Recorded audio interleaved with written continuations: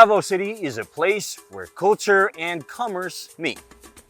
Art, in all its beautiful forms, is an integral part of the Dabawenyos' life. It is everywhere, in public parks, mall installations, side streets, and even in random abandoned buildings. Dabawenyo art is distinct. It tells the stories of the tribes. It paints the colors of the city that have flourished amidst the challenges. The DAVAO artists, new and established, are the bearers of our city's stories, their masterpieces, their legacy for the next generations. Behold, OBRA DABAW. Ako ang inyong proud bisdak boy, Chito Samuntina. Happy 84th Araw ng Dabaw and welcome to our digital celebration. Dabawenyos, paki-like and share this video aron mas masaksihan pa sa kadaghanan ang kaanindot sa mga obra na gama sa mga Dabawenyos.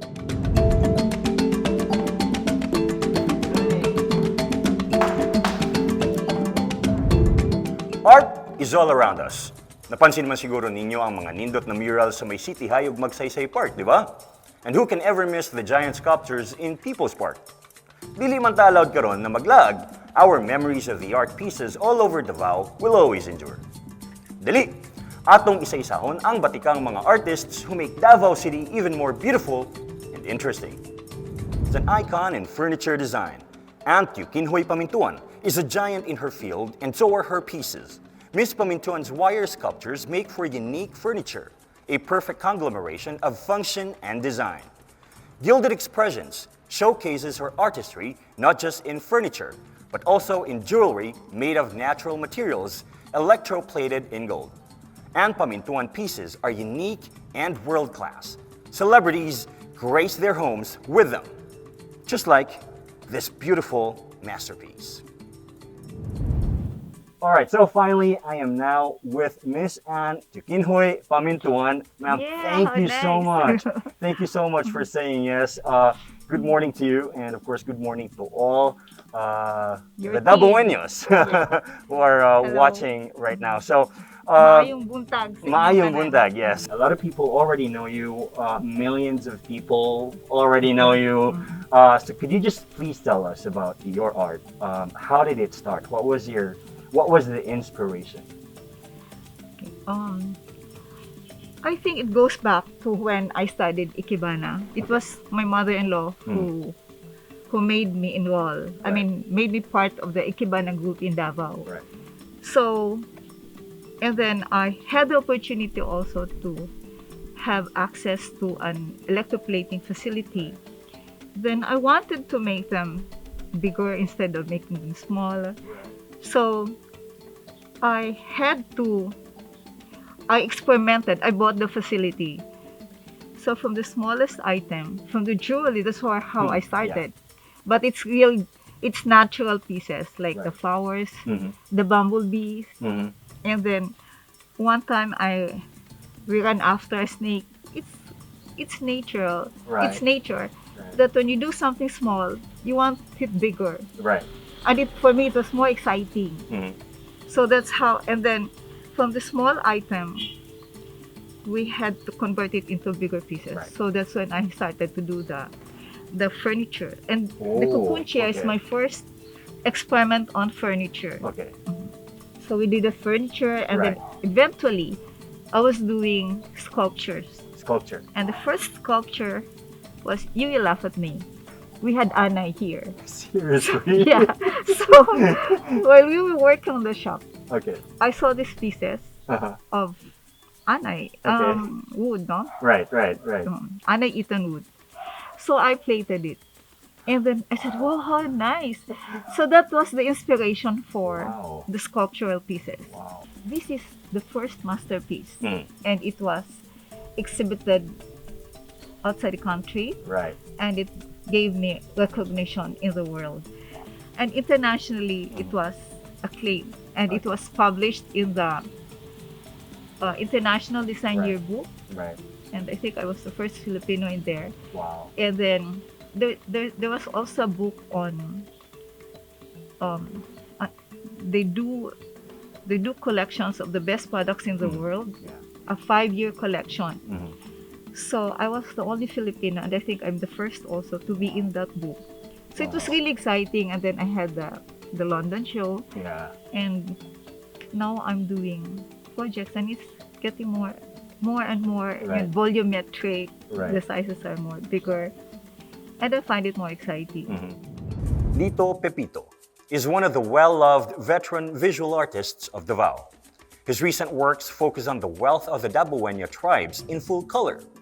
Kinaiyahang Bahandi dives deep into the Lumad cultures, their instruments, costumes, rituals, and even their food. The self-taught artist held his 17th solo exhibition early in 2019, and everyone is waiting for the next one. Ang akong art, nagapadulong ni sa tulo ka three-pronged approach. Ang una, I'll have to maintain and sustain my art activity. Right. So, I'll be painting an artwork that would sell. And then, the other one, since I am in Davao, that's why nanatili ako sa Davao, because I love the subjects of Davao City and of the whole Mindanao. Ang akong creativity, ako yung i-share para sa paglambo unta sa art and culture sa Davao. Ako na, pag-abot ako diri sa Davao, I thought na ako lang artist na magtikaw-tikaw. So, naamay mga water lily diha sa City High nung araw. So, akong silipon dito sa sa buta sa koral, niya akong og retrato, niya ako ipinta. So, mo na akong ganahan water lily. Right. Kay very colorful sa ano. So, nagkataon na nagpunta si Brexio Santos. Okay. Gusto ni Brexio mag-collect ng mga local artists. So, sabi niya, may nakita siyang painting ko na water lily. Yan siya, magkano yan? Iko, 150. Siya, mayroon pang iba dyan. Kung mayroon pa sa bahay. Pero actually, wala. Siya, dalhin mo mamayang hapon kasi bibilihin ko. So, umuwi ako, nagpinta kagad ako ng pangalawa. So, that was my first set sa aking artwork na dalawa, tag 150 lang na watercolor, unframed. If you have been to Abriza, which I bet you have, you would have already seen the artistry of Maricris Florirendo-Brias of Tinalak Home. The unique pieces inspired by the local culture and indigenous materials are a great addition to any home. Miss Florirendo-Brias has recently been awarded the Red Dot Award for Product Design in Essen, Germany. Her Brain Coral Panel and Seafan Coral Wall Panel won her the prestigious award. Indeed, a world-class Dabawenya. My name is Juby Fernandez. I am the assistant designer of Miss Maricris Florirendo-Brias, the president of Tinalak Home and a creative director of Tadico Home. I know how Mrs. Brias grew as a designer and evolved her art into creating stunning pieces. Yung mga pieces niya nanalo na nga locally and international award. Recently, Mrs. Brias received an international award from Germany. I would say Mrs. Brias is one of the admirable Dabawenya, since Mrs. Brias innovate or contributes the design featuring yung mga, alam mo yung mga ethnic fabrics. I noticed Mrs. Brias bringing her sketchbook kung saan siya magpunta. She always brought with her the sketchbook. Magdoodle yan siya, magdrawing. Mag-usap kaming dalawa. Since I am the assistant designer, bigyan niya sa akin yung nadoodle niya. I am in charge of the execution of that design. Actually, nag-umpisa siya. She mentioned to me, nag-umpisa yung fascinated siya masyado sa Tinalak kasi nakikita niya may potential yung Tinalak. Nag-conceptualize siya at gumawa pa siya ng mga weaving centers. Nagtayo siya ng weaving centers sa may Lanang, sa Davao. So So meron tayong isang weaving center dito ha, sa Davao, located in Lanang, Lisada. So it's not only that, hindi siya, talagang continue yung innovation niya eh. Nagtayo rin siya ng 10 weaving center sa Lake Cebu. So yun yung tulong niya. She's trying to help the weavers na ma-continue yung craft ng mga tiboli o ng mga mandaya weavers. The first items na ginawa niya is yung galing sa waste ng banana. So yung banana, pag maputol yan sa plantation, waste na yan. So ang ginawa niya, innovate niya into notebook, cards, wrapping papers. Yun yung mga items unang na-sold, unang nabenta. And then, may nung nag-join na kami sa export, sa Manila Fame, may item siyang na-design na hindi niya makalimutan. It's really a big bang for her, no? It's designing the cushions na it looks like rugs from ritaso ng mga tinalak. So, dami kasing ritaso eh. So, nag-innovate siya create into pillows. Alam mo bang nanalo siya? First niyang nanalo. And that same cushions, binili ni Zara Home International. So, 1,000 pieces of true pillows. Yun yung visual merchandising campaign ng Zara Home. Actually, si Miss Maricris Florendo Brias, she has a deep concern sa mga tribo. Patuloy pa rin yung tulong niya through her art, through her crafts, through her design. Accessories and bags are a part of a woman's daily life. Our third design artist, Carmela Alcantara, makes sure that every woman feels and looks unique with her aesthetic. Her brand, Crystal Seas, features indigenous and organic materials melded into every essential. And when the pandemic struck, Miss Alcantara heeded the urgent call to support our warriors in the front lines.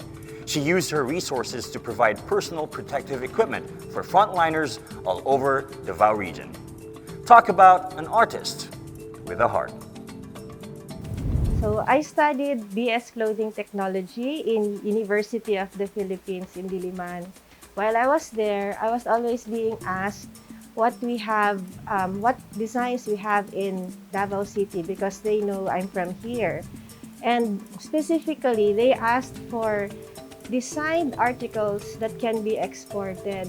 Upon graduation, I decided to come back here and start a business with my mother. While I was doing my research, I found out that we've got a lot of beautiful hand-woven products dito sa ating lugar. And it's rich in story na gawa ng bawat tribe. So we wanted to highlight those things. It made me sad because itong hand-woven textiles natin are being made into souvenir items that are not very well made. And they are very tiny items that does not highlight the colorful hand-woven cloths that we have. And each cloth has a story, and each cloth has been painstakingly done by our tribe. So, dun ako nag-start talaga. Our very first client was Rustan's department stores because he wanted to target the higher end of the market. At that time, hindi pa kami registered as a business. So, they wanted us to rush our documents so that we can supply to them. So, that's the start of our business, which is Crystal Seas. We chose that name kasi gusto namin ma-focus yung ating island dito sa Mindanao. And our island is surrounded by crystal seas. At the same time, it features also the people na parang crystal, di ba? The people of Davao City, maraming facets siya. And also the colorful and vibrant products that we have. Nag-start kami with the Maranao tribe. They are not marami sa kanila ang nandito na rin sa Davao. So our first collection was Inol. So we partnered with them. And it was a challenge din. Kasi ang target namin is retail tsaka department stores. So sometimes the inclination in choosing colors magkaiba from very traditional Muslim patterns. So, doon kami medyo it's a challenge, but at the same time, I see it as a success din as a collaboration with the Maranao tribe. We explained to them yung goal namin, and we explained to them that we are not watering down their tradition, but we want to have a balance ng taking it to the commercial market, at the same time telling their story as generations of weavers. Isa lang talaga is, if you're passionate about doing something and you want to solve a gap in the market, so no matter how limited the capital is, it can bring your idea to a greater audience. Really getting to know one another and appreciating what we have rather than looking at what other countries have. I think if we aim to have a market or an audience that appreciates these things, it helps if everyone will encourage one another to support local and love local. Best known as the artist behind Gazini Ganado's Watawat Earrings, next on our roster is Kay Fanlo. This artist learned her craft on the knees of her seamstress mother and tinkering father. She grew up sewing beads onto dresses and selling her unique crafts in souvenir shops. Kay Fanlo runs an arts and crafts business, conducts art workshops, and was the grand winner of Habi Kadayawan's Hobbyist category in 2018. Ug karon makauban og makastorya nato ang isa sa pinakapuyaw nga pangalan pag-abot sa mga accessories or mga crafts dinhi sa Davao City. Akong kauban karon si Kay Fanlo. Ma'am Kay, daghang kayong salamat sa imong pagtugot nga makastorya karon. Okay, thank you. It's my pleasure. Right. Good morning sa imo by the way. Well, makita man gid nako kung unsa ka mga guwapong imuhang mga crafts dinhi Kay, no? But to let our viewers know, can you tell us more about unsa gyud ang imong art? Ang among items is more on accessories like scarves, necklaces, earrings, mga brooch. We just launched our brooch for men para nasa sa unisex, and also color pins. So, mo tong accessories na among gina-offer. Basically, ang akong ginakuha nga inspiration is from the Philippines. Anything local. But nag-focus ko karon sa atong Mindanao culture. Okay. And then like the tribes, 11 tribes of Mindanao, and also some mga endemic na local items or flowers and animals like the kalachusi, tampagitan, mga fabrics like sinalak from Tiboli, and also mga patterns sa atong indigenous tribes. Wow. So, nakisgot nimo nga karon na ano mo yung mga accessories para sa mga panlalaki. And I think you're wearing something na pwede masuot po na ako, yes, no? for color. Yeah, can you tell us about it, though? This color pin, one of the tribes na to sa Mindanao, it's the what's this? The girl. It's the Bagohan, and this one is the Obo Manobo IT people. So we're very lucky na one time na model sa atong Miss Universe. Right. So that time pa lang nag-global siya. And then we're actually we wanted it to be as international na para ma-model sa nila ang atong mga local items. Also, with the items kasi, it's not just accessories, but when you're wearing it, you're telling a story like what you ask, what is this? So usually kasi, customers wear it and then someone approaches them and then asks, what is this? Also, you're actually telling them a story, sharing your own culture, the Philippine culture or Mindanaoan culture. So actually, happy jud na ako sa because my mom was a dressmaker, so I was the one who put beads sa mga wedding gowns. Last time, last Kadayawan 2018, I was invited by Egay to join, to join na parang accessory making ng Kadayawan. So that's when it started. Ang winning piece is the 11 tribes of Mindanao, which is incorporated with a scarf made by the Kalagan tribe. Our first visual artist is an institution in Mindanaoan art. Kublai Milian is renowned for his pieces situated in key parts of Davao City, including People's Park and the Davao International Airport. Kublai is a staunch advocate for Mindanaoan art, showcasing the aesthetic that is uniquely from these parts of the country. Despite the pandemic, Kublai worked with Lawig Diwa Incorporated and launched the second Mindanao Art Fair in October 2020. The event is a testament of his faith in the Mindanaoan artists. Kublai's art gallery, an artwork in itself, Balay Kublai, is open to the public by appointment. Akong focus sa akong trabaho, kung makita, dili mo ko nagsugod sa Davao, na mga People's Park, na kanang mga monumento sa airport, daghan kaayo, but nag-expand ko kay ang akong focus man gud kay ang kultura nato. So mao na ang main subject sa akong mga trabaho kay ang gugma, ang kalipay ug ang kalinaw sa panaghiusa sa lahing mga settlers, sa Muslim, ug sa mga tribo diri sa Mindanao. Kung itapok nimo akong mga trabaho, mapansin nimo na akong muse kay si Mindanao. I don't see myself as anything. I am just a medium for, I see myself as a medium for higher creation. So, kung baga pa, sulugoon sa mga espiritu, sa mga kagwapo, sa kabundukan, sa bulak. Ingana ra ako kung unsay mo sulod sa ako na sa pamaagi sa akong talento, maigawas na ako ang mga inspirasyon na gigamit ko. Davao is the heart of Mindanao. Ginatawag na ako ni siyempre kanang atong gihugugmang Dabaw. O diri dito nag-blossom. Imagine mo na daghan kaayong mga maayong artist na mihaw diri. We can only bloom like this, we can only flourish kay tungod gwapo ang environment. Katong buntis ang akong wife, tapos mga nakay na, tapos dili man ko pasudlon sa operating room kay kinahanglan daw bayran. So balik ko sa among hotel, na maligya gid ko amo kay kwarta. Ibaligyan ako barato tong isa ka painting nako just to pay for the delivery. Imagine niyo na lisod kaayo ang na compromise ang isa ka artist.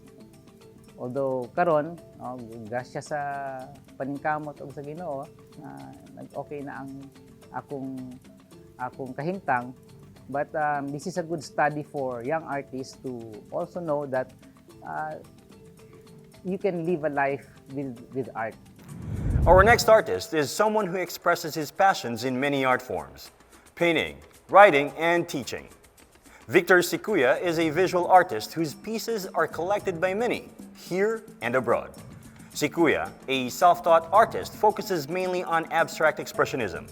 His vivid works on canvas and steel have been featured in many solo and group exhibitions over the decades. Well, my art is basically abstract. Although I've been through realism when I was younger and all that, but I declared myself an abstract art early on. I started with my craft when I was 16. And even at the time, I knew I'm going to be an abstract artist. More than anything. I started doodling and drawing and eventually painting when I was 15. I discovered the works and the life of Picasso, Kandinsky, Archel Gorky, basically Western painters. Later on, I discovered Manansala, H.R. Ocampo, the masters in Manila who were very much ahead of my time. So when I was going through them, I knew that this is the kind of thing I would like to do with my life. I wanted to be an artist. I was inspired by this artists all over the world, and I really struggled and fought for this. When I do art, I do it because I love it. I had a group show of few Davao artists in 19 something. There were a few of us in Davao, actually. Brixio Santos, the son of the mayor at the time, organized a group show. There were around 8 or 10 of us in Ateneo. And an American guy came as a guest, and he bought my very small watercolor like that for 1,000 pesos. I still remember that. Davao, wherever you are, is a good place to be as an artist nowadays. First of all, the quality of life. You see my place. I love it here. I live with nature. I live with plants. They are my inspiration also. Mark Tolentino is an established Davao artist who studied under the Masters of 4th Academy of the Arts. Tolentino's works feature the Mindanao culture. His impressionist murals focus on scenes of Mindanaoan tribes. Their cultures and traditions take center stage in this artist's aesthetic. Kaya akong art more figurative realism. So kung figurative realism, more kanang tao ang imong buhaton, nga kanang kung unsa ilang ginabuhat, makita gid nimo. Anya, more specifically sa into culture jud ko. Nga kanang intay ako as Mindanaon. So ipakita jud nako kung unsa ang mga tao sa Mindanao.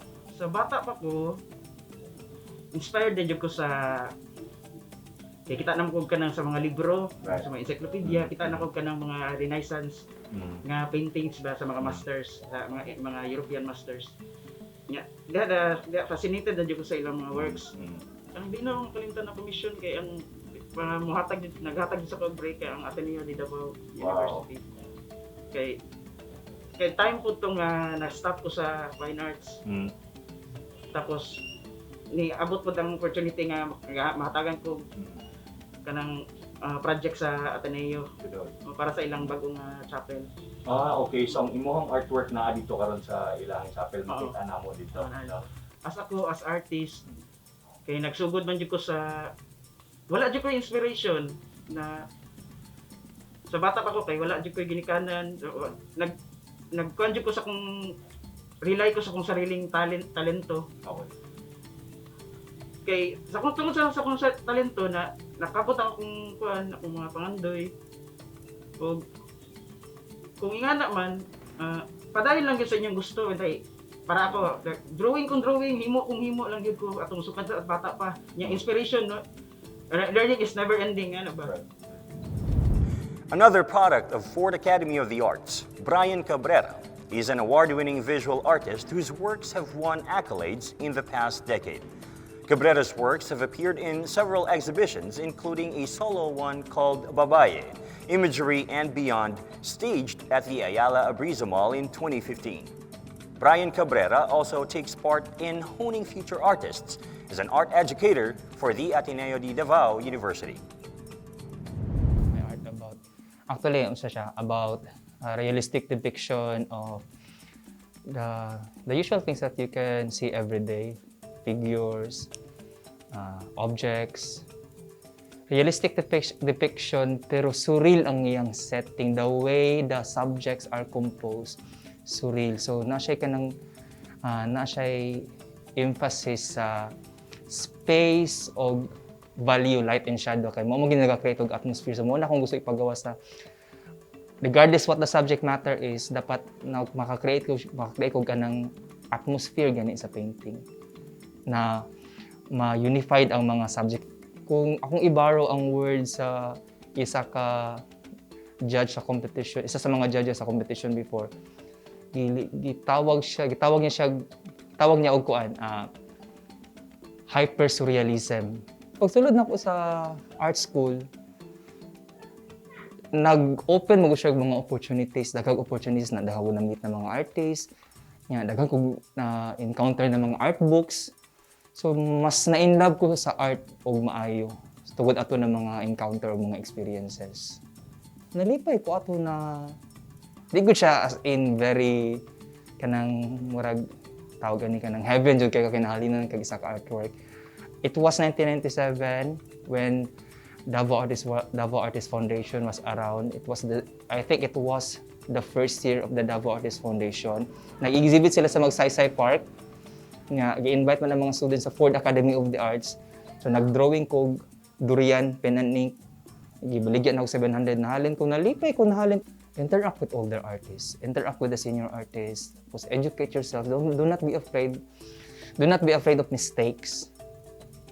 Ay kadlok na sawayon ka, ay kadlok na may storyahan ka kay kada artist man medyo lain-lain o lain-laing approach in educating one another. Na iban medyo painful, na iban medyo constructive, pero depende na sa imong how you respond, how you absorb it. Pero ako di ka dapat magtago. Interact jud ka kay based on my experience di ako nakatuon sa interaction. Gab Sol Cruz is one of the artists featured in last year's Kulit Kultura, a collaboration of established and emerging sculptors held at the Bauhaus Gallery. This artist's contemporary works inspire introspection of the goings-on in the world and beyond. Ang akong painting jud kadalasan man gud sa labi na kanang taga Mindanao or Davao, expected jud na katong taga nang Mindanao na team ba, usually sa mga new ethnic na groups ako magud nagdako magud ko na dili mi sa generation namo kadalasan dili mi expose sa nga so wala jud mi kanang fine idea unsa na maliban lang atong pag-abot na ko sa art school na naga-tackle mi ana nya hinahinay sila gina-introduce na karon so mas dako jud ang impact sa kuha na magtan-aw ay sa cartoons kay tungod dira jud ko murag nakahugot gani og so ba na maingon nimo na style na ko tawag jud ani kay neo expressionism kanang sa man na nag-start na sa mga outsider kad usually sila mga dili wala mga self-taught artists, dili sila naka formal training jud, dili magugo ka ng puti sa mga detalye. Ako kay hapak lang jud ana lang, tapos automatic lang pud ako ang pag-paint. Akong process mo gud kay wala koy kanang studies ginabuhat kayo kung unsa lang tong murag nakoy kunwari nakoy observation, nakoy storya or nakoy na makarelate sa sa mga tao gani or situation ba nato. Dara lang ko hugot og og concept. Ang first nagpalit ato is akong mama ang first na nagpalit sa akong painting mo to. Tapos kay di mo ko wala kato na time medyo dagan mi og plates pumoto na gitry na ko siya og istorya okay man siya haganan man pud siya to kay ako mama magud na siya pisonet tapos katumgod akong gipaint kay kanang budots na nagsayaw ba usually na ang iyang mga customer dito kay kanang mga ingato na mga bata so nalingaw pud siya gipalit pud niya actually dagan pa ko gusto i-experiment wala pa manggod ko siguro pag sige lang kog paint mo gawas na naala siguro ko ma-change along the way wala po ko kabalo pero ako nga maingon lang jud sa mga is sunod lang jud mo sa inyong gusto pero but nga po kanang dapat pod ma-explain nila ilang sarili kay syempre dili kay artist ba na kailangan na imong art na gastorya ba dili lang gani nang gibuhat-buhat lang nimo kay para wala lang do naagoy times ingana jud na automatic lang tanan Awestruck by the wonder that is the human form, Brando Sideno is considered to be the Michelangelo of Mindanao. His works feature realistic, almost lifelike sculpted images in busts, monuments, and larger-than-life installations. Sideno's Renaissance-style works are mostly made of clay and stone-cast resin.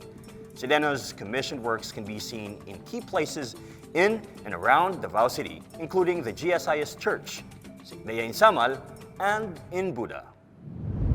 I do sculptures and paintings.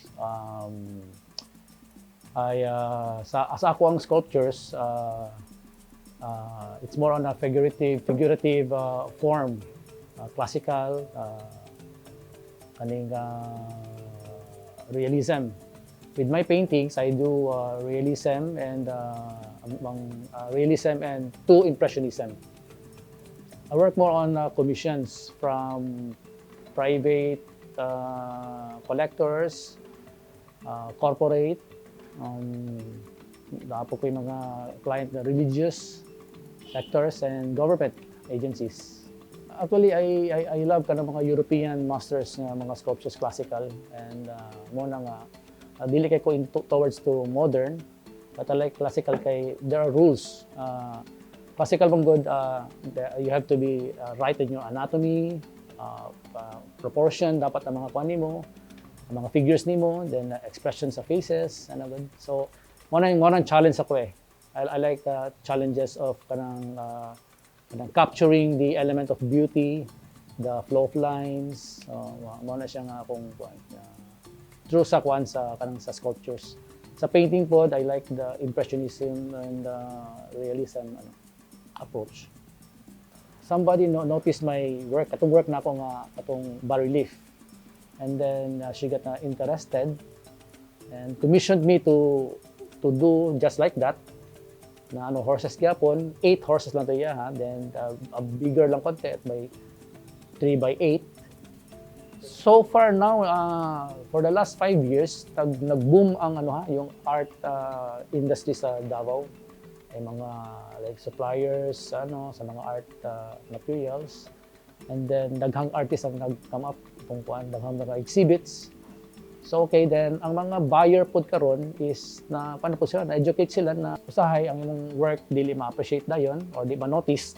Basta ko asa una, di man notice dayon to, pero somehow someday somebody will notice it.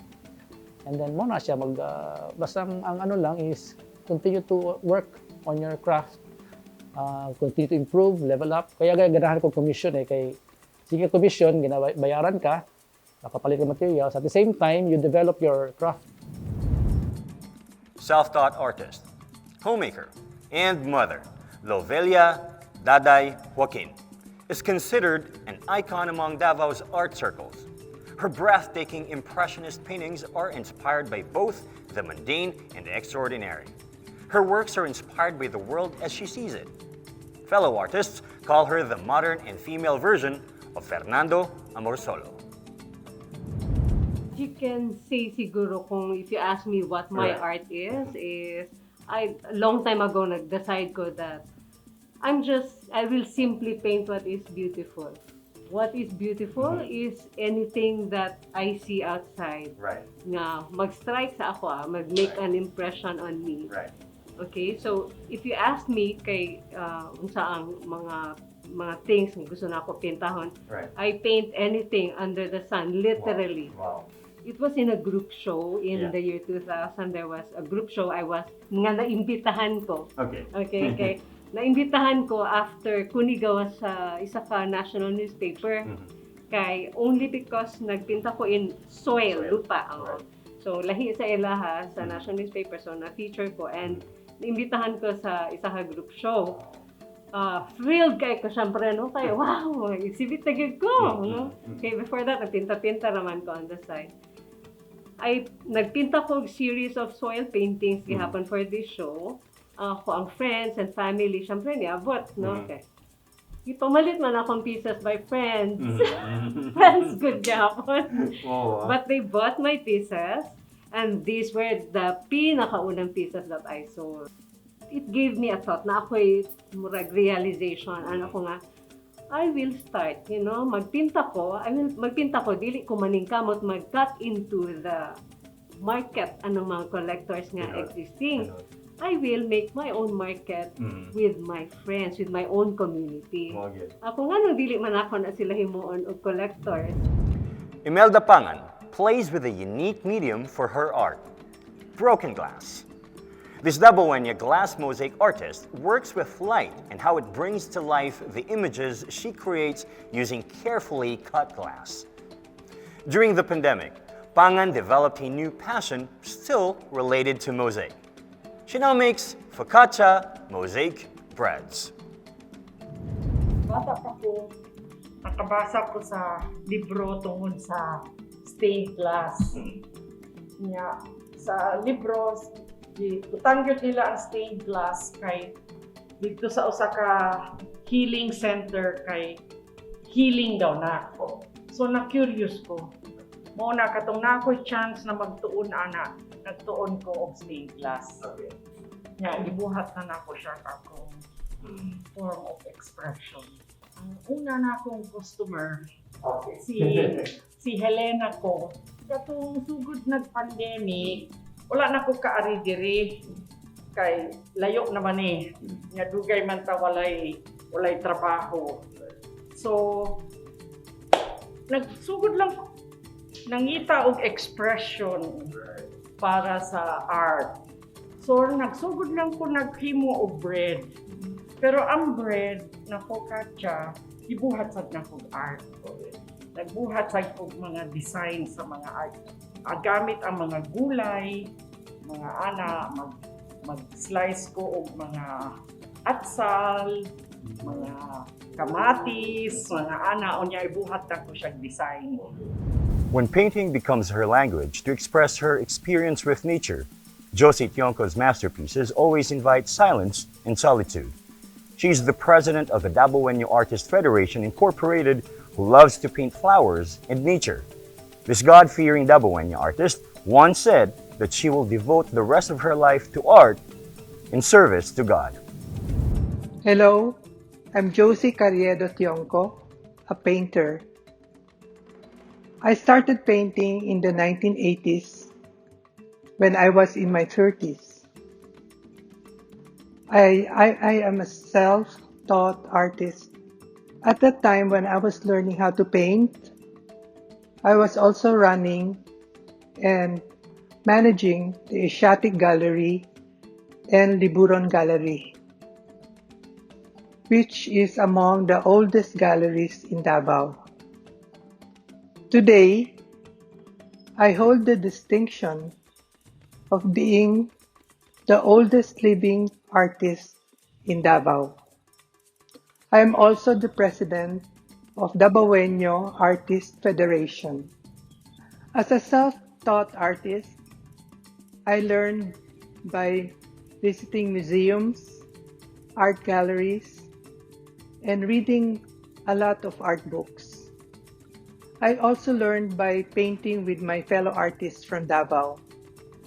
Among the masters that influenced me a lot was Picasso, Van Gogh, Cézanne, Matisse, and the rest of the great masters in art history. I like to use colors that interact with each other and how they play with the light and the surroundings. I'm also an expressionist. The first painting that I sold was a small portrait of my son Tofi.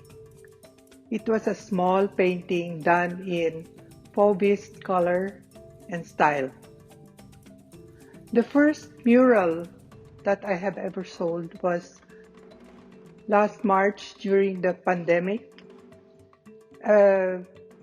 Exhibit in Abriza Mall. It was a 4 by 7 feet mural, and the subject was about the flowers in my garden. I am inspired by the beauty of nature. I express my emotions, my memory, my beliefs in all my paintings. Every artist provides and contributes to the well-being and development of society. They provide inspiration, interaction, and joy. Art gives us our soul and tells us who we are and what we want to be. I would like to thank the organizers and the Office of the City Tourism for including the visual artists in this year's celebration of Araw Ng Dabaw. Thank you, art lovers. Thank you, fellow Dabawenyos, and happy Araw ng Dabaw. Pipila lang sila sa atong featured artists for this year's Araw ng Dabaw. Kaysa tinuod lang, nagatuo ko nga daghan pa kaayong dabawenyong artists nga gahulat lamang sa ilang panahon na mailhan ang ilang mga obra. Kung gusto pa ninyo makita ang nagkandaiyang estilo sa atong mga artists sa Dakbayan, pwede natong bisitahon ang mga nagunang mga art galleries diri sa Davao City sama sa Art Portal, Gallery Down South, and Museo Dabawenyo. Basta, ayaw lang kalimot sa atong mga health protocols, ha? Salamat sa inyong pag-uban kanako. Ayaw kalimot og like and share sa atong official Facebook page para sa mga musunod nga mga episodes. Kini ang inyong proud Bisdak Boy, Chito sa Muntina. Happy 84th Araw ng Dabaw!